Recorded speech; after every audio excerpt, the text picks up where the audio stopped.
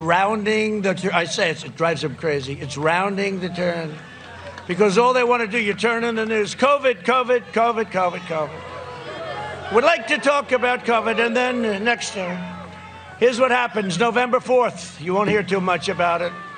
You won't hear too much about it.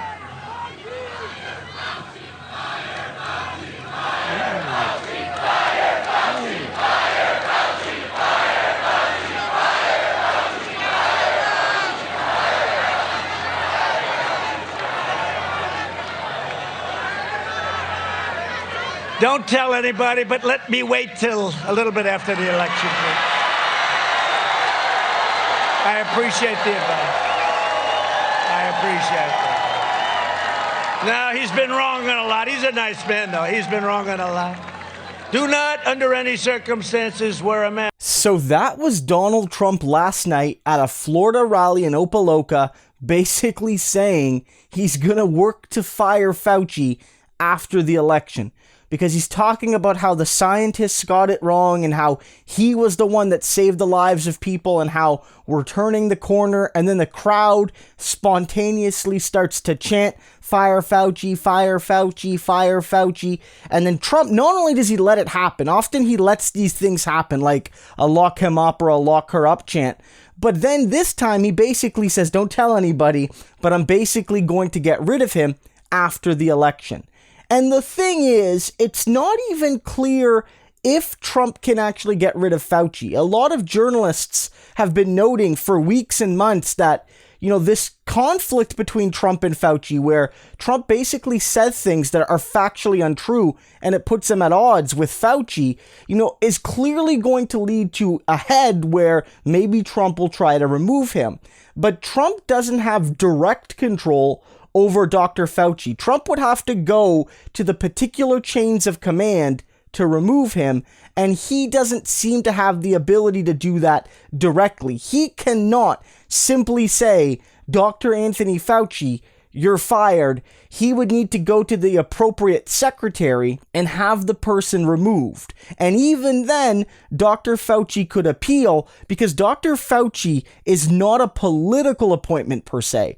There are certain jobs that are political appointments. And that doesn't mean that the people aren't professionals and they can't do their job potentially, but they are there, through a political appointment, often approved by the Senate or some sort of body on the pleasure of the president. The president chooses them and they can be unchosen by the president. That's how it works. But at the end of the day, there are people under those people that are career civil servants, and Fauci is one of them. But the point here is that Trump is simply talking about it. Trump knows this, that Fauci has been a rock-solid voice on protecting American lives and on building an infrastructure of safety. Trump also knows that the people in general like Fauci more than him, and in particular think he has much more credibility on the coronavirus. That's not just Democrats, but that includes independents as well. They trust Fauci and like Fauci a lot more. But Trump doesn't seem to care about any of that, and what he's saying should be chilling. Trump knows that Fauci's been right.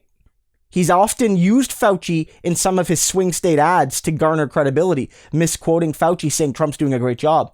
Trump knows that Fauci's word means something to a lot of folks that Trump needs to win over. But Trump knows that. He knows Fauci's more popular. He knows Fauci's more credible, and he would fire him anyway. And this shows the danger of a Trump second term. Because yes, a lot of people are worried that Trump will try to make himself president for life. He's always mused about wanting more than 2 terms. But I don't know if that's really the threat, because I think that requires constitutional change that's not likely to happen. The real danger is Donald Trump governs for his final 4 years without the worry of having to win again. And then he could be totally unhinged, totally vindictive, totally cruel. You think that he's been bad now. What about Trump fully, unequivocally, unrestrained? And not only will he fire people like Fauci, even though it doesn't make sense, but he could do some truly horrific things that maybe we didn't think were possible. That he's going to take what he's done say to immigrants and to minorities and to LGBTQ folks and what have you, and ratchet that up to like 11 or 12 on the scale. We don't know.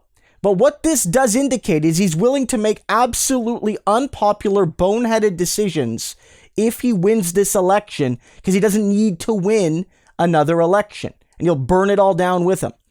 This is the danger of letting Trump win again. Not only would this decision put lives at risk, because there's no point in firing Dr. Fauci in the midst of a pandemic when he's done a good job, but it does show that if Trump wins, he is going to absolutely punish the 53% of Americans that didn't vote for him, and it will be horrific.